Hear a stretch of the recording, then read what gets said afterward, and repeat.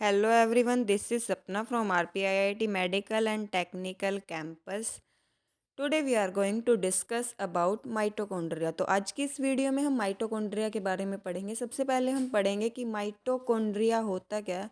तो माइटोकॉन्ड्रिया एक eukaryotic cell organelle है जो क्या करता है, केमिकल्स एनर्जी बनाता है और एरोबिक सेलुलर रेस्पिरेशन परफॉर्म करवाता है। माइटोकॉन्ड्रिया एक ग्रीक वर्ड है जिसमें माइटो का मतलब होता है थ्रेड और कॉन्ड्रिया का मतलब होता है ग्रैन्यूल्स।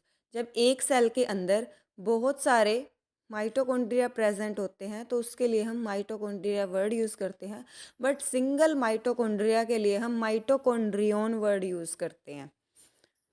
तो माइटोकॉन्ड्रिया हमारा power house of the cell भी होता है क्योंकि ये एटीपी सिंथेसाइज कराता है। आइए अब इसके स्ट्रक्चर के बारे में हम थोड़ा सा बात करते हैं। तो सबसे पहले इसकी जो है आउटर मेम्ब्रेन आती है। तो आउटर मेम्ब्रेन क्या होती है, वो एक स्मूथ मेम्ब्रेन होती है और आउटर मेम्ब्रेन के अंदर ही हमारी इनर मेम्ब्रेन लाई करती है और इनर मेम्ब्रेन के अंदर हमारी प्रेजेंट होती हैं फोल्डिंग्स। इन फोल्डिंग्स को हम क्रिस्टे बोलते हैं और इन क्रिस्टे के अंदर क्या होता है, एक स्पेशल टाइप ऑफ प्रोटीन होता है जो एटीपी सिंथेसाइज में मदद करता है। देन सबसे अंदर वाली लेयर में हमारा क्या प्रेजेंट होता है, एक जेली लाइक स्ट्रक्चर प्रेजेंट होता है जिसको हम मैट्रिक्स बोलते हैं।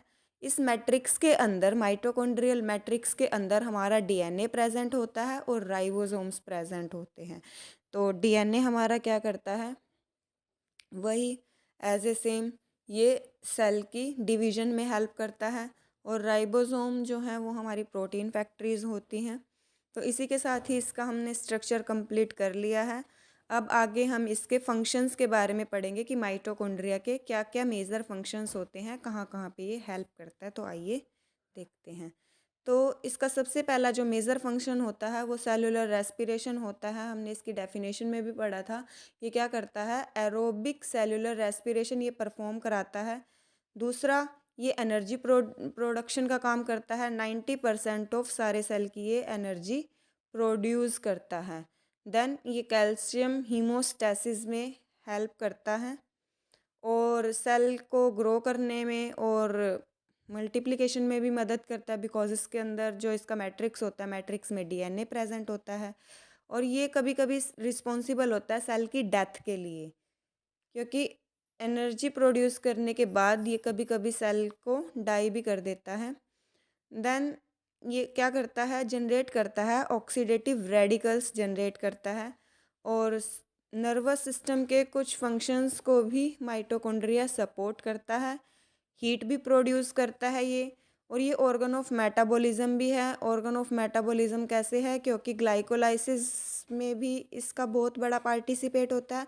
दूसरा, क्रैब साइकिल भी हमारी इसी के अंदर होती है। देन ये सिंथेसाइज ऑफ बायोमोलिक्यूल्स भी करता है, जैसे कि ये ग्लूकोनियोजेनेसिस में हमारा क्या करेगा, ग्लूकोज का फॉर्मेशन करेगा। और दूसरा, जैसे ये क्रैब साइकिल परफॉर्म कर रहा है वहाँ पे भी ये हमारे बायोमोलिक्यूल्स को सिंथेसाइज कर रहा है। तो ये थे माइटोकॉन्ड्रिया के मेजर फंक्शंस। Thank you.